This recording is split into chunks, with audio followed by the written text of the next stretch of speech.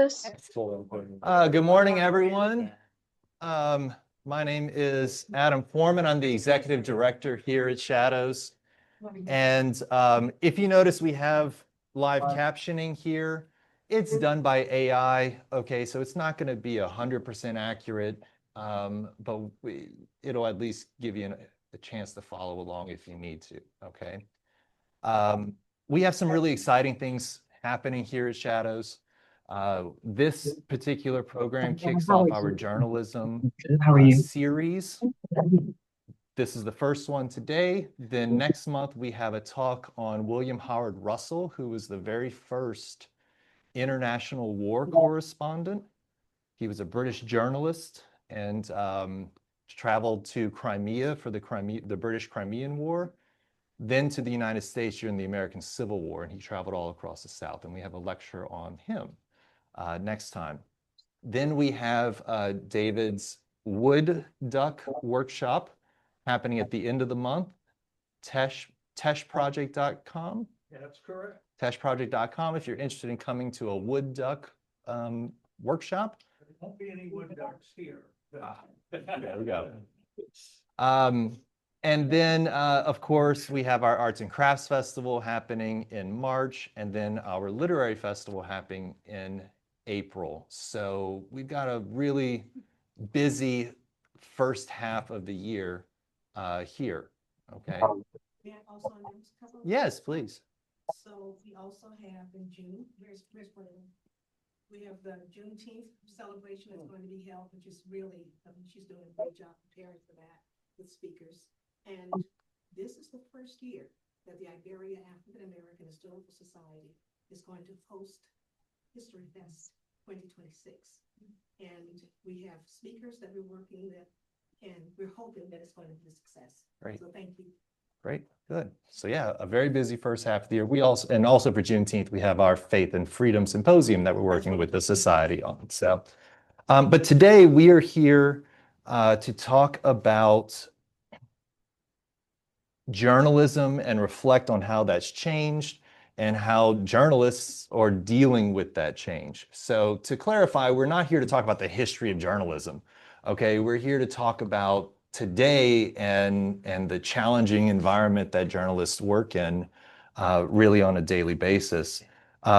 Here we have Jan Risher, who is the Louisiana cultural editor for the Times-Picayune, the Advocate, and the Acadiana Advocate. She also edits Louisiana-inspired health stories, a columnist since 2002. Her Sunday long story short explores community and human condition, while her Tuesdays, Louisiana at Large, chronicles adventures across the state.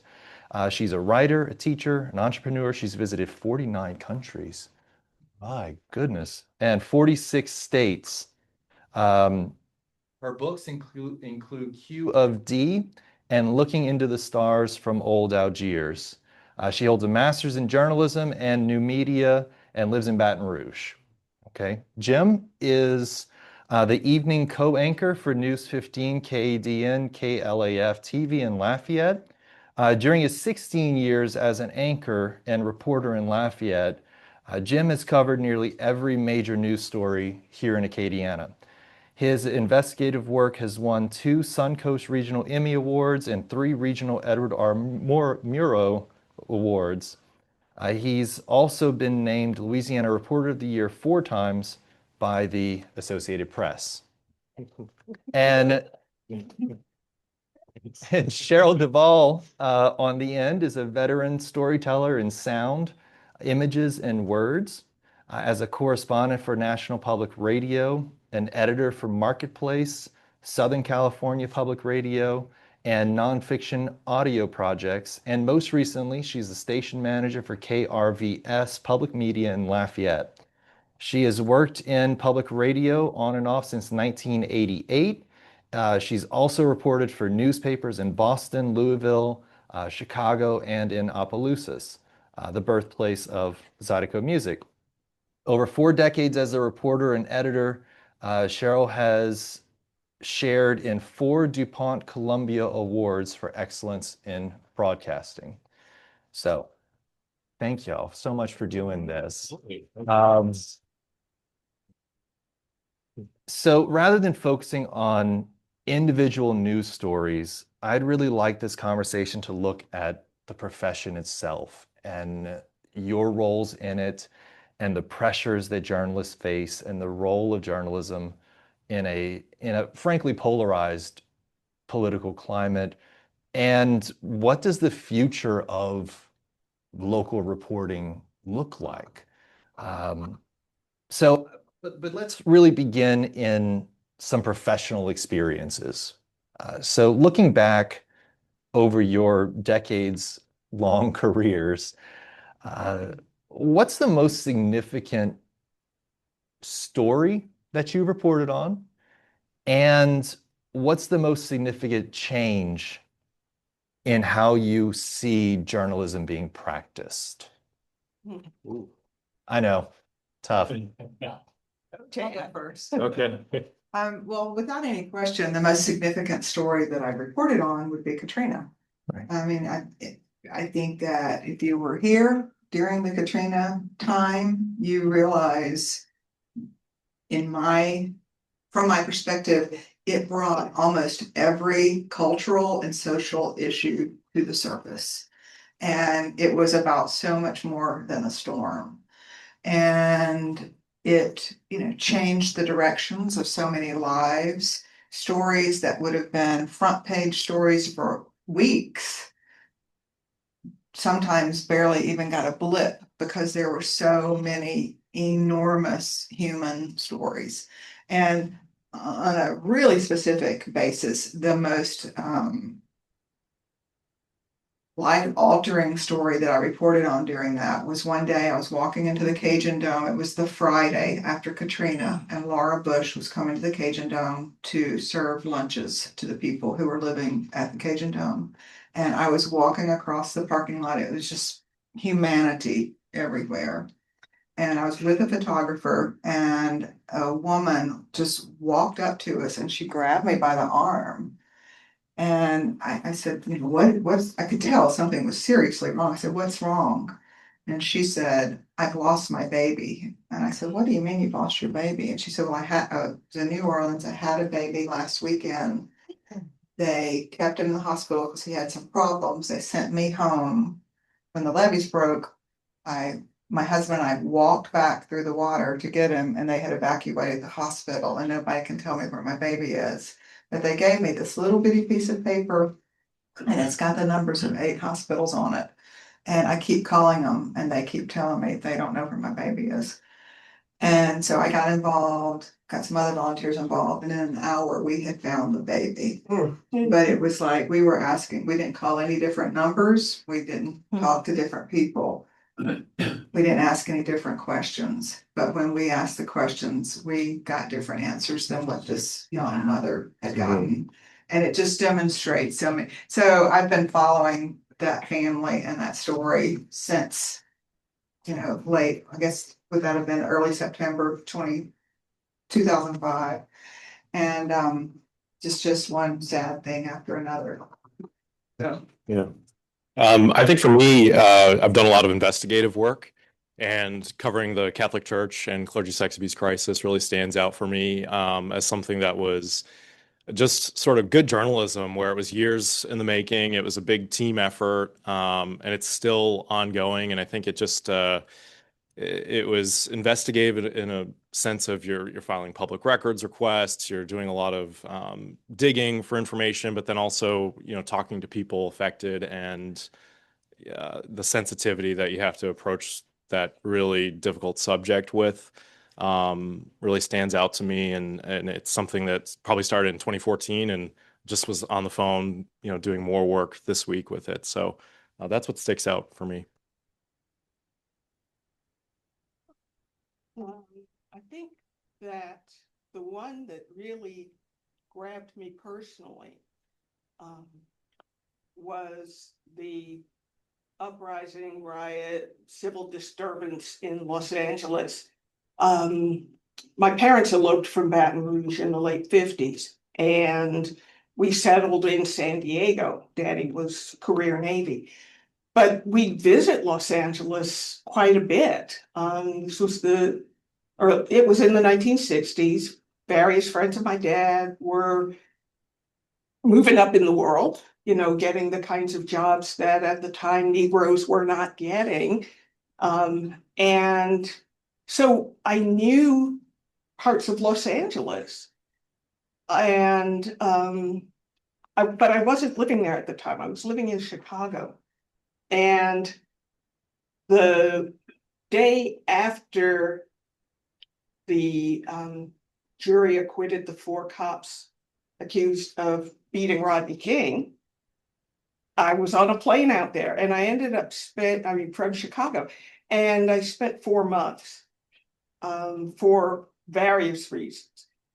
It was an election year, a presidential election year, and I figured this was going to be the burning issue, which it turned out not to be. It was territory I knew. And I had grown up in the sort of sunny, hopeful, growing expectations, California. And this really smashed that apart. I think California is still reeling from implications from that and natural disasters, etc. But it was an opportunity for me to just keep asking questions and, digging into the social structure of a place I knew and later moved to. But it was pretty harrowing at first and then more disturbing as people, as I, for example, started asking Black folks, when I say Korean, what comes to mind? And it was pretty ugly. So, Rodney King, bless him, can we all just get along? It hasn't come to pass yet. I think what's interesting, the connective thing between all 3 of these stories that you all have covered was the amount of time you spent working on them, right? You spent years now working with this family. You spent 10 years working on this Catholic Church story, and then 4 or 5 months in Los Angeles. From a layperson's perspective, it seems like the news cycle has accelerated. That every single day it's a different story. So how Every hour. Yeah. Every time you open your phone, actually. Yeah, so how has this accelerated news cycle changed standards of journalism and changed changed editorial judgment? Like, how do you decide when to release this story you've been working on for 10 years? And, even though it's only going to be in the news for a week or an hour. I think for TV, it's, you're new now, next, you're constantly looking for the latest. But there's so much noise out there. And we have those conversations every day of what goes in a newscast, where it goes in a newscast. And there's a lot that doesn't make the cut. I think where I am right now, have wanted to be your local news authority, and we're sticking to the local news. I remember having a conversation with a consultant a couple of years ago. I think it was in like 2018, when again there was just so much noise, so much political stuff going on, and it was the focus groups were saying, we want what matters in our local communities. We don't want the noise, because some newscasts are putting every tweet, everything that's going to get someone's blood pressure up, they're putting it out there, and you just sort of have to sift through that noise. I don't think there's really a great answer for what you should be doing, but everybody's still kind of working at it and trying to figure it out, I think. I'm thinking back to 1988. I was fortunate and had not gone into radio at that point. I was writing for the Chicago Tribune. And I was sort of the pinch hitter on the Jesse Jackson presidential campaign. Imagine no mobile phones, no real laptops, except the type that you would have to connect to a phone when you could get on a phone. A landline. A landline, exactly. No social media. Photographers were shooting with film, TV folks were shooting with a different variety of tape. And there was time to really observe where you were going, to get to know the other journalists on the bus, to talk with the candidate and his people. And I can't imagine what it would be like these days, because you're expected to tweet, you're expected to update, you're expected to check in, here, old-fashioned phone, but you get the idea, and it is just relentless. I should note here, KRVS does not maintain a local newsroom. We are primarily a music station, and there are days, this past week, we were talking about it, that I'm relieved not to be an assigning editor anymore. Although I'm also mad that I only got 8 on the New York Times Weekly quiz, but that's just me. So you brought up a really good point in how technology has reshaped not only how news is produced, but how truth itself has changed and is often contested. And when everyone has a video camera in their pocket and everyone has the internet and Twitter and Facebook, and those social media platforms are designed to be echo chambers. You interact with your friends who have similar thoughts and ideas to you. In what ways has social media and technology expanded journalism? And We all saw a video this week. yeah, And when Rodney King was beaten, that took a while. It was somebody's home, video camera that he was trying out. And it took a while. First, it went to local news, then it went to national news. It took a while to travel. I would say that, prior to social media, prior to everyone having a computer in their pocket that is much more powerful than all the computers that sent the first man to the moon.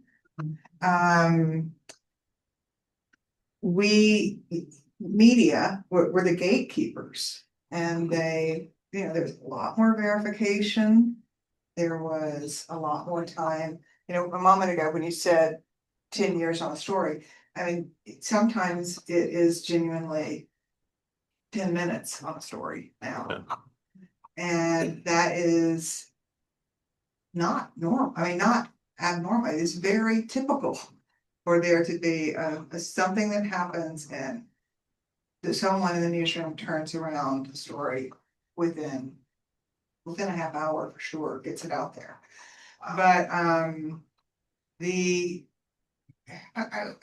this is not a commercial, but for there to be a locally owned newspaper system in Louisiana that has grown over the past 10 years and has started, we actually, John George's just started a year ago in Shreveport, Bossier City, because they really didn't have a newspaper up there anymore. They didn't have, anyone who was going to the city council meetings, to the Board of Education meetings. So it is a rare thing for a media company to be growing. And I should have to say this because I was thinking about it when I was driving over here this morning. When people on social media, when a story gets shared and people on social media say, "The Advocate thinking I'm gonna pay for that story." Yeah. I just no, I don't know of another business where people expect them to give away their product. Yeah. And I think that media messed up so badly, and I'm not answering your question right now. Messed up so badly whenever the internet started and they gave away all their stories and it just trained people.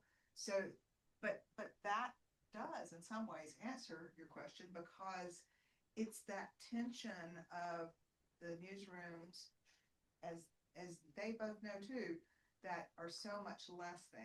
I mean, it is hard to cover it all with the resources that we have and all the expectations. You know, we are doing photography, video, audio, Social. absolutely.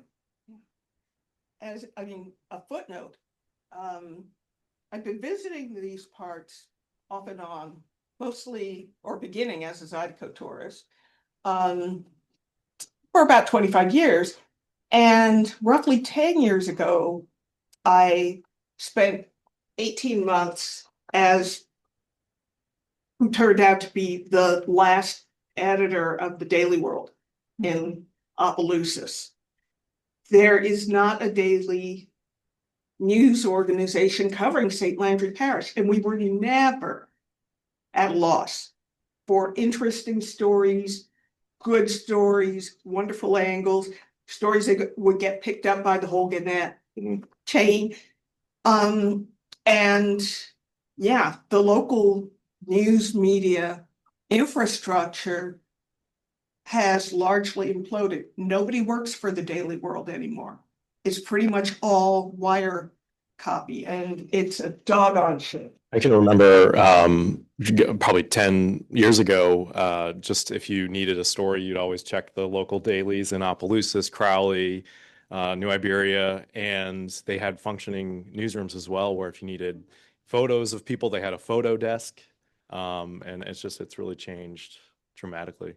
When we moved to Louisiana at the end of 2001, my husband, who's here, got a job with the Daily Advertiser. He was the marketing director for a variety of newspapers, all the Gannett papers in the state.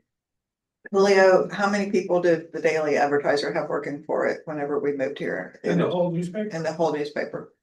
250? Right now, today, I believe the Daily Advertiser has one person working for it.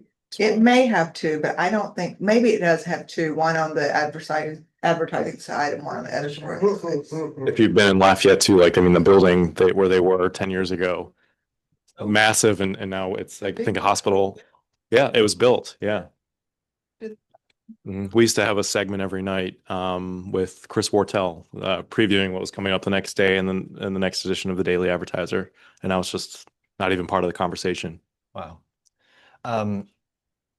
The loss of resources, I want to get to in a different section of our conversation because we have a lot to talk about there.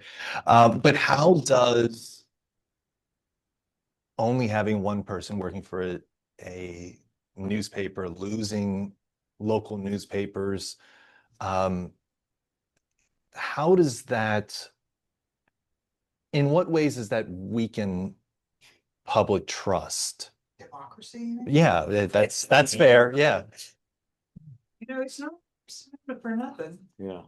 Less boots on the ground. I mean, it's if you don't have resources to send out, I mean, you're just losing that. You're not there when the public needs you. You can try your hardest, but if you're not there, you're not part of the conversation. Yeah. A lot of what I call drive-by journalism happens, where people will descend on a terrible thing that's happened.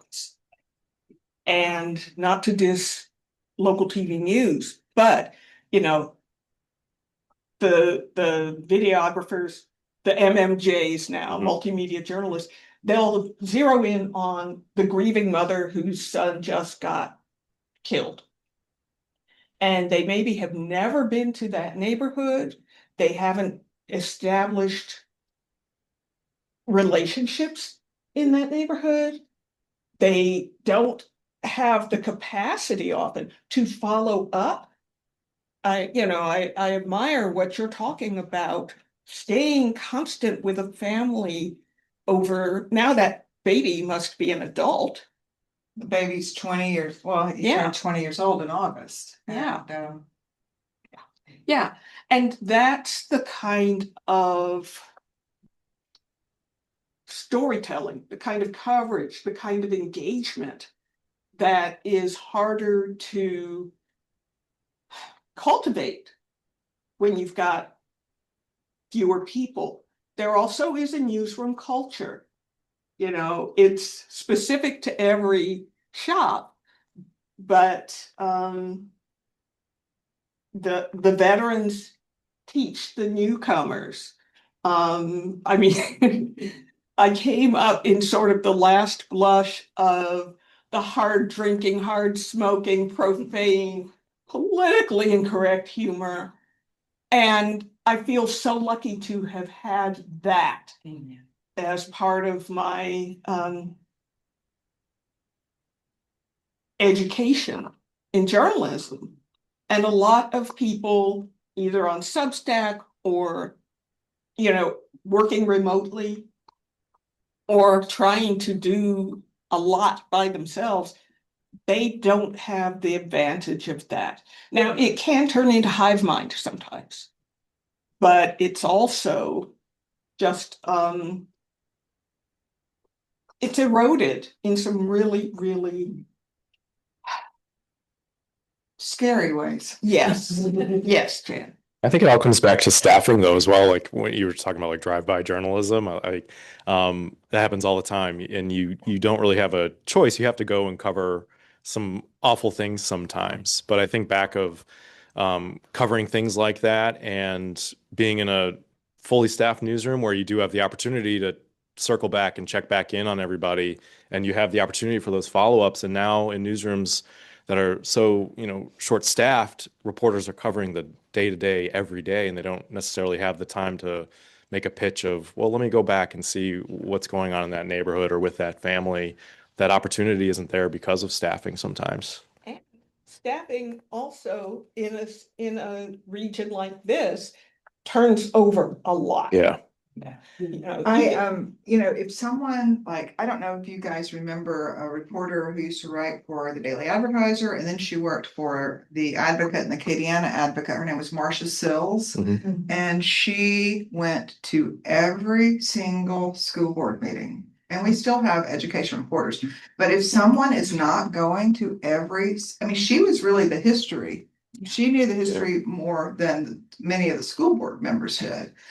And if someone is not going to the school board meeting every week or the city council meetings every week, scary things can happen. And that's what I mean about democracy. I am not joking, democracy dies in darkness. That's what the Washington Post says. And it can be sort of prophetic. And people don't know, and they will read some rumor online, on the internet. Academic studies have made clear that people disengage from civic participation, everything from volunteering to voting, when they don't have a reliable source of information about where they live. What they perceive to be a reliable source. Right. I think that's, yeah. Yes. The whole system is if you really evaluate it as best as we can, and you think about all the sources that people are getting their information from, YouTube, Facebook, Instagram, television news, TikTok, newspapers, radio, all of those sources are making some of them a little bit, some of them a lot of money, some of them a whole lot less than they did 30 years ago. And I sometimes talk about it with some of the the people who I'm working with are generally like 30 years younger than me, sometimes 40 years younger than me. And I'm trying to explain that this is almost like the wild, wild west. we're figuring it out. And right now it's broken and things could go either way. But it's like what Jim was saying, that the resources in the newsroom are so minimal most of the time that this is what we can do. And sometimes part of what we can do is focused on how many clicks can something get. Mhm. Yeah. That's a really interesting segue. So how do journalists balance that neutrality really um, with clarity when the evidence is clear, but the conversations around it are misleading? Whether that's political conversations or social conversations around it are misleading. How does May I say Yeah. one thing? On the way here today, my husband was driving and a freelancer pitched a story to me about the new food pyramid. Now, who ever thought that a government released food pyramid would be a political story? And so it's just a story that as an editor, I'm like, do I trust a freelancer to write this story? Because it could be so toxic and such a scary thing. And she's a dietitian. I mean, she could write this anyway. So it's like you're really just thinking through so many layers of figuring that out. So before we started this morning, Cheryl and I were talking, and is it okay that I share a story? So Cheryl was talking and how donors are allowed to leave messages whenever they donate to KRVS. And one of the donors said, I love the music, but you should drop the NPR news because they're so biased. So how do accusations, and we all get it. I mean, even us at Shadows say that we're biased and erasing history and doing other things, right? But so how do those accusations of bias really undermine journalism and undermine the work that you do? How does The fact that I'm questioning whether or not we should do a story on the food pyramid, Yeah. that undermines journalism. Yeah. I mean, I've been accused of having a liberal smirk. And I was like, what does that mean? Like, I don't even know. But I think, do you? I don't know. Blame my mother. I think it's you have to stick to the facts, and sometimes the facts, people will. Is that me? Got it, bro. Um,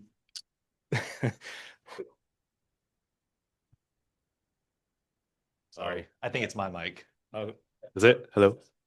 Yeah, it's the smirk. It did it. Yeah, no, I think that you can't let things like that get under your skin. You certainly just have to stick to the facts. And I think sometimes when you go into sensitive stories like that that are political, you recognize that people are going to have or a different lens that they're going to be looking at it through, and that's great. That's what we're here to um, see those different perspectives and hear those different perspectives. But I think that if you're sticking to the facts, and I always try to like arm myself with the facts and try to poke holes in a script or in a story of questioning or see how this could be perceived.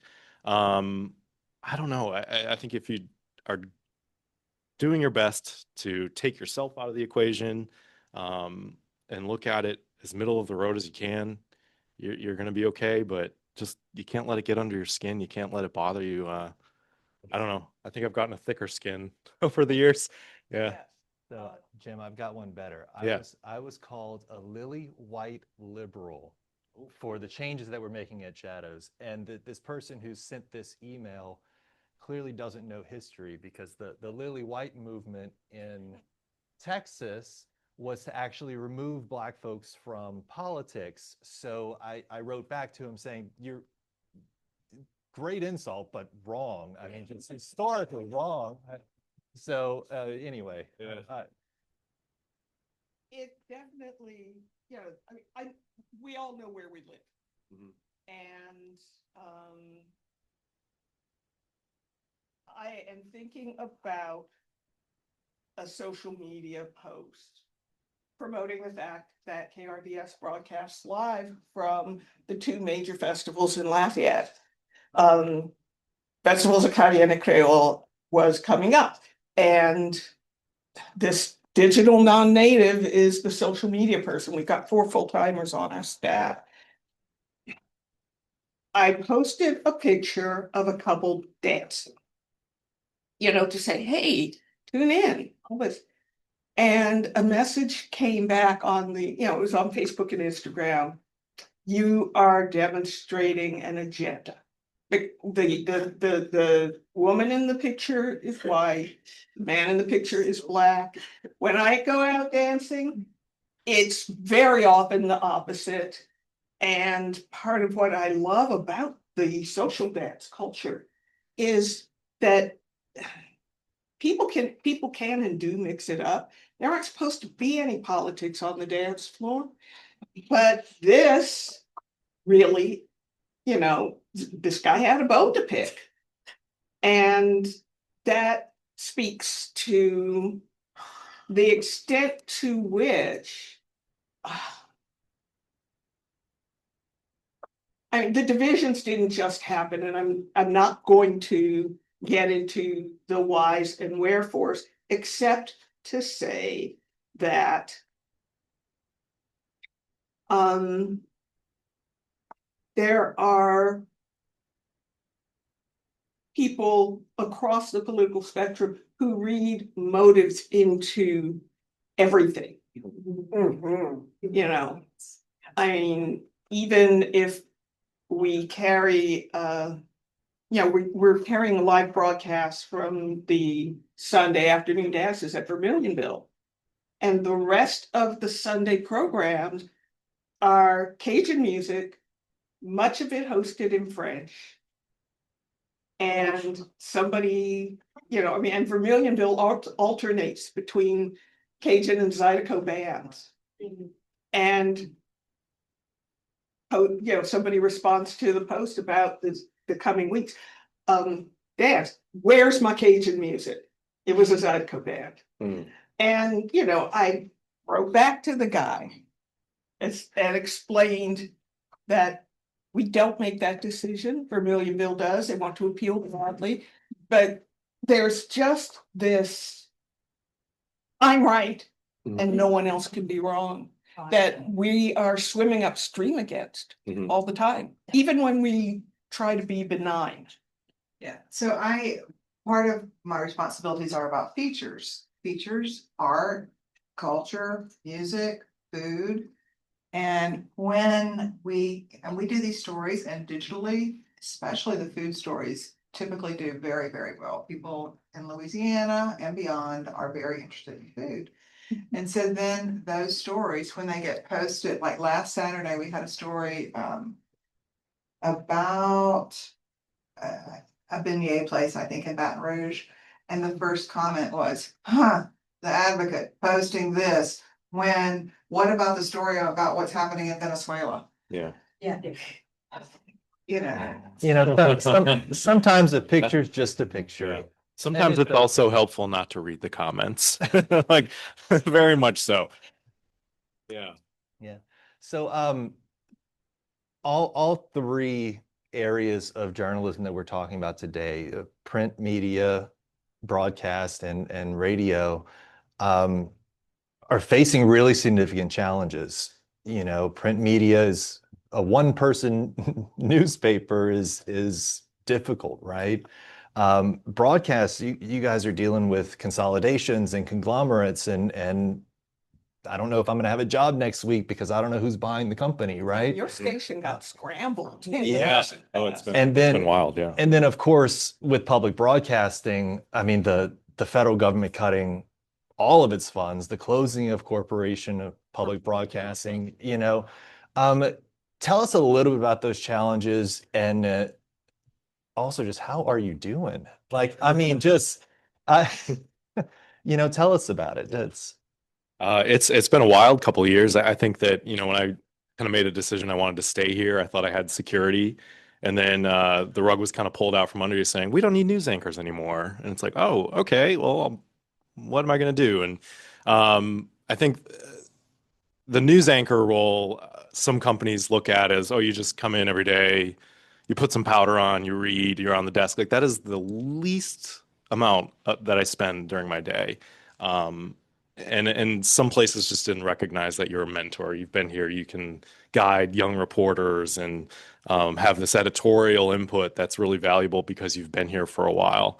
But one company didn't see that, and so yeah, me and my coworker we switched stations. Luckily, we had another outlet in town that was up and coming and wanted to make a big splash and brought us on board, and that started out great. And then they had mass layoffs. I think it was like 25 people in a single day just gone, and it was awful. But those are the realities of finances in media. I think that they had to make these budget cuts, and people are like, well, why didn't the newbies get fired? And I guess people just don't understand how contracts work, and we were protected for a little while. Um, but yeah, those are the challenges that they had so much, you know, financial issues. They had to lay off 25 people in a single day, and that was really tough. And I don't in Lafayette in one newsroom. I mean, we were in the I would say the best staffed newsroom when we started at KDN, and now we're really a skeleton crew. We like to call ourselves, you know, the small but mighty newsroom. I think we do a great job of with what we have, and we're utilizing our resources, but at the same time, we have people who are, you know, just working so hard all day, and you know, you try to make the best of what you do, but at the same time, there's consolidation, and that's a lot of unknowns. I think right now there's a deal on the table that would bring KETC, KADN, and KLAF, the ABC, NBC, and Fox stations all under one ownership group by the same company. And is that a good thing? I don't know. The company is a good company, at least that what I've heard of. They own good companies across this or good stations across the state. But at the same time, like it's been refreshing in this market to have three stations for people to choose from and three newsrooms that are all competing against one another. That's been fun and refreshing, and I think Lafayette deserves that. Acadiana deserves that. And what does the future hold? I think even when you asked me to do this, I was like, I don't know that I'm going to have a job, but Yeah. maybe. Like, so it's a lot of unknowns. A lot. It could buckle up. It could still be a wild ride into 2026. I don't know.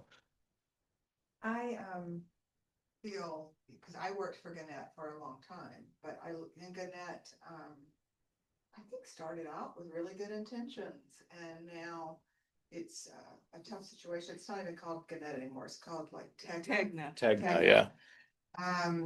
But now working for this privately owned company, George's Media, who owns the Times-Picayune, the Advocate, the Acadiana Advocate, and the one in Shreveport, Bossier City Advocate. I'll tell you something really interesting that may add some context to this. So John Georges, who bought, you know, when the Times-Picayune, which was owned by McClatchy, I think, went down to two days a week or 3 days a week. I can't On remember. print. Yeah, and print. This was in 2012, I think it was. Whenever that happened, he thought it was just abominable that New Orleans, city the size of New Orleans, wouldn't have a daily newspaper. So at that point, he bought the Advocate from the Manship family, which, you know, privately owned company, and took the Advocate to New Orleans. The New Orleans Advocate started it every day. And then a few years later, bought NOLA.com and the Times-Picayune basically and merged those. And he is part of but he did this under the model of this. You know, he owns all of these food and distribution companies, Yep. like warehouse wholesale. Some of you probably know a lot more about this than I do. And one of the models that he used was cigarettes, because when cigarettes were going out of favor, he knew that there were still people who wanted cigarettes. And so he just started like spreading that Yeah. out further and further and further. So he actually thinks about news in the same way. Cigarettes.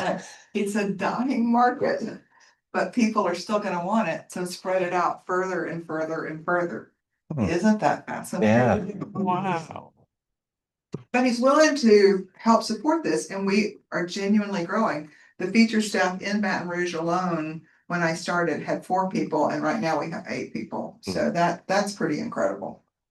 Great. It's It's glad to hear it's that. amazing. It really Yeah. is. Ah, well, Which You- is sharp contrast. right, you used the phrase that I've been using a lot. Rug got pulled out from under all of public broadcasting in this country.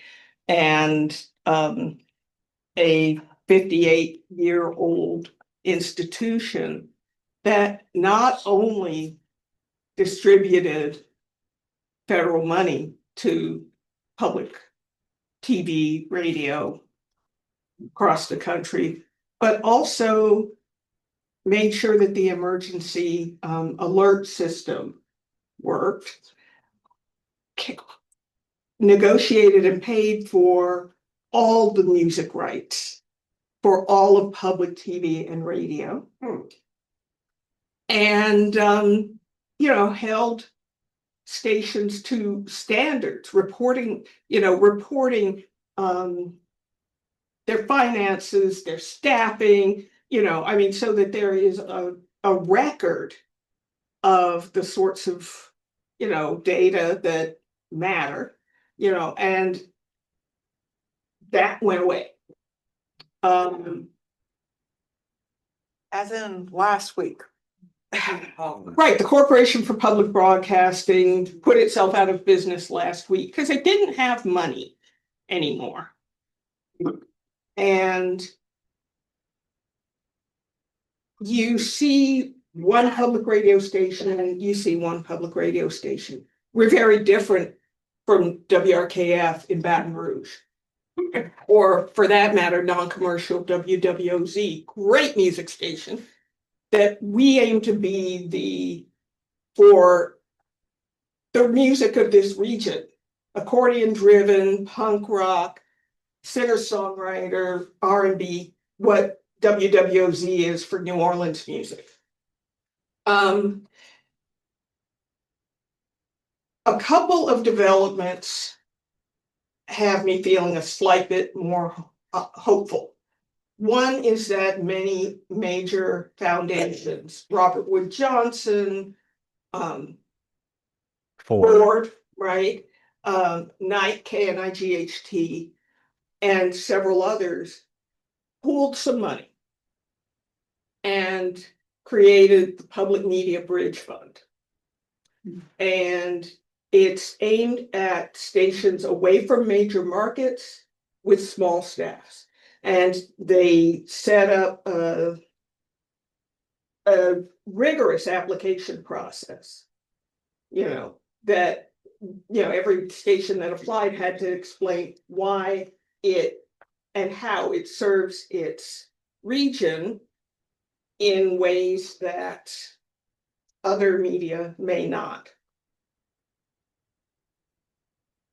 15 stations in Alaska won that grant, as they should, because in Alaska, in most of the state, there is no other medium. It doesn't make commercial sense. So the public station is the births and deaths, the local languages, the bulletin, everything. KRVS was one of 2 stations in Louisiana that got the grant.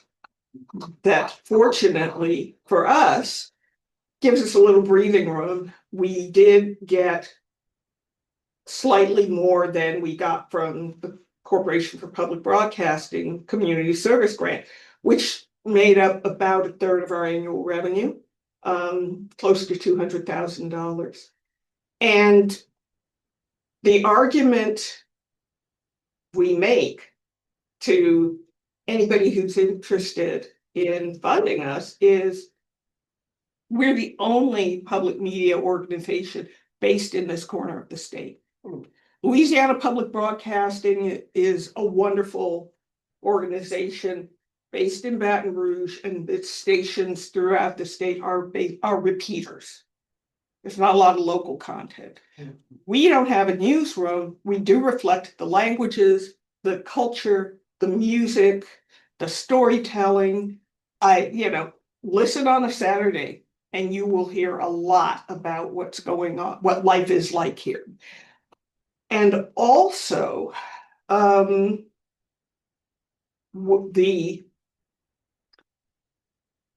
3 hour or the 5 hours a day of NPR news that we carry 5 days a week, morning edition for 2 hours, all things considered for 2 hours, and fresh air for an hour. No, none of that on the weekends. Is the only, hate me, sue me, the only reliable news between just east of the Basin Bridge and the Texas border on the radio. Consolidation that you talked about has really affected the business model for commercial radio.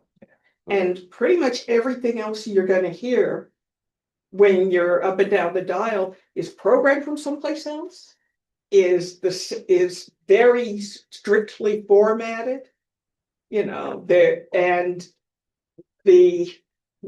might be one local host, there might be no local hosts, so that's cool. But if something happens that affects us directly, we can pivot. We do not have to stick with them. When the Pope was elected, we broke in with coverage. When the Supreme Court, from NPR, when the Supreme Court overturned Roe v. Wade, no matter how you feel about that issue, we broke in with live coverage from NPR because we knew that matters to people. So Jim, Sorry, yes. So I want to save the last 5 minutes for Right. audience Right. questions, but I don't want to end on challenges, right? I want us to end on optimism. So what do you find optimistic about your part of journalism and the direction of print and television and radio? I think when you get young people in a newsroom who are right out of college and they're really excited and they're motivated, and I'm like, oh, I remember that. But I like seeing that. I like seeing that spark and that, not jaded. and yeah, that's pretty motivating because we all do get jaded, and I think myself, like if I'm just like stuck in a newsroom for a while, like the second I get out on a story and you get all your bits together and you're just ready to put the story together, I love that. I love that kind of rush of that creativity and putting something together, even if it's not like a big story. It's still a lot of fun, and I see that spark in young people that I work with, and I think that's kind of fun. I try not to be too jaded in front of them. Completely agree. I love working with all of these super young people who have such great intentions and expectations. And I feel honored to be part of their lives and helping them to do the best job that they can do in telling other people's stories.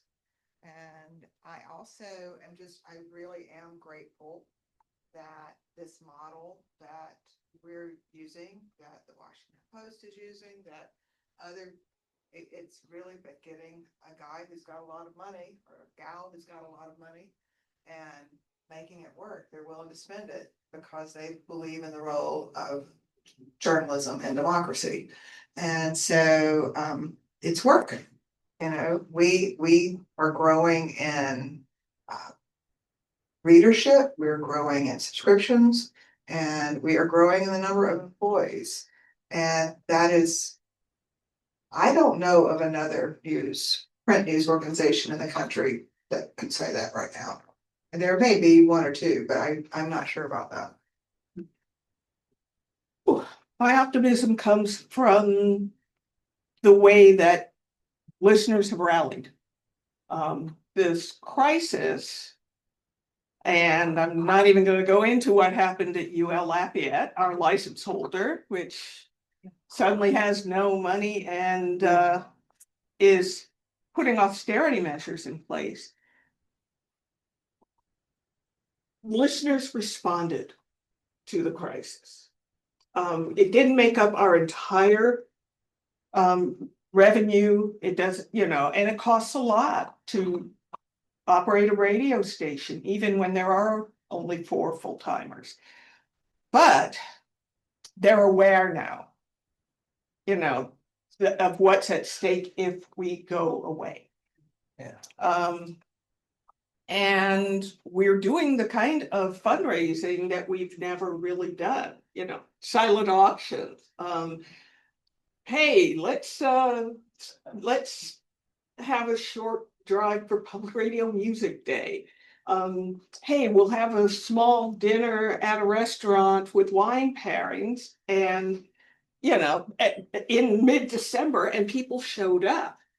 We know we've got friends, and many of the people who have begun contributing are away from Lafayette, away from Louisiana. We had an active duty service member in Japan. We've changed our overnight programs to emphasize the French language stuff at 2 a.m, which is morning drive time in Paris, because there are listeners in Europe Yeah. who also, and in Canada, and that all matters. Sustaining it is going to be interesting. Talk to me in a year. It really is the Wild West. Yeah. So we have a few minutes left, so let's open it up for questions. So David, you had your. Thank you, David here. Thank you for the perspectives and the insights that you all have provided. All right, this year we didn't have any hurricanes. I've seen reports that people dying in car accidents is going down. My question to you, you're talking about the processing of what I will call a raw resource. Is there more or less news that you can process? Ooh. Now, I know that's gonna take another hour. Yeah. There's more or less, but there are more people who have the capability to document things, which comes to us, which gives us more potential material than we've had in the decades that preceded. And moving more quickly. Yeah, I would say more. And also, like we were talking with technology, that and just everyone being able to document everything. Social media, I think, is a great tool, but also technology has also become a scary place where you look at everything and you think, is that real? Is that AI? It's a whole nother hour. Yeah, yeah. But it's something else, a consideration that you have to take into account, sadly, So, I don't know, my name is Maggie Bienvenu, and I work with one of Acadiana's, our regional economic development organization, in workforce development. So the topic of future really applies for me about advocacy for helping our students find where the good jobs are. And we put a lot of emphasis in high wage, high demand jobs, which journalism doesn't necessarily fall under that category necessarily. So how can y'all arm me with talking with not just our public officials, but also parents and teachers about advocating for journalism as a choice for students, especially as there's more credentials offered in high school? Technology kicks in here in that there are 3 audio streams on KRVS.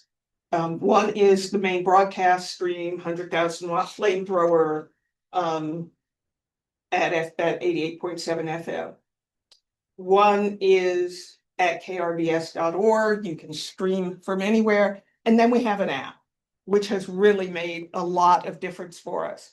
And HD1 is what you hear when you turn on your car radio. HD3 is public media news and information, a lot of which our regular schedule can't accommodate.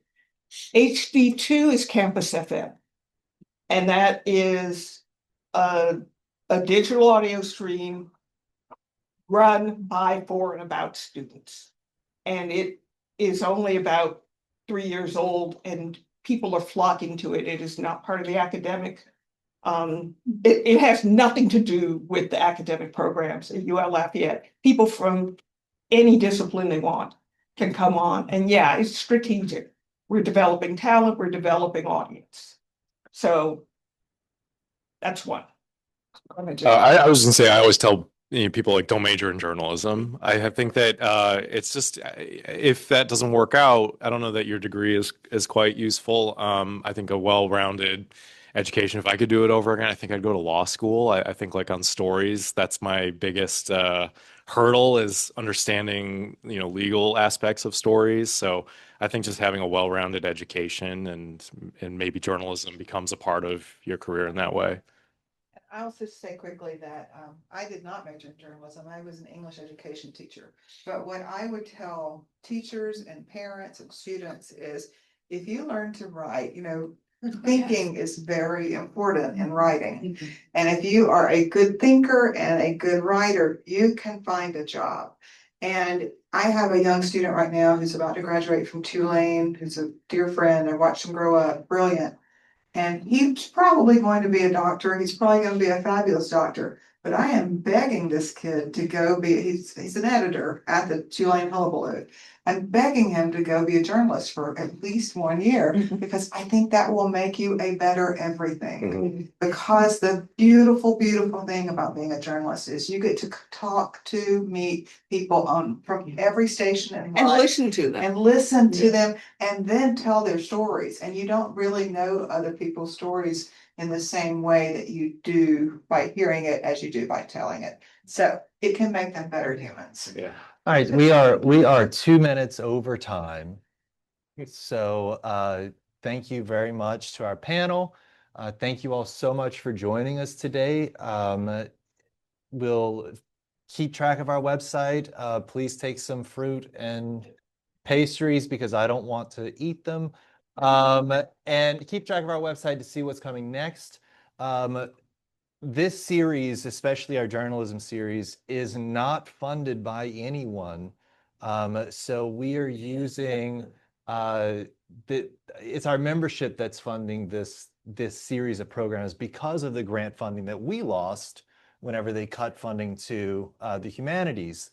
So our membership are the ones who are funding this series of programs. So please consider joining the Shadows membership. I think it's $50 a year, so it's really affordable if you're not a member yet, okay? So thank you all so much for joining us. Thank you, panel.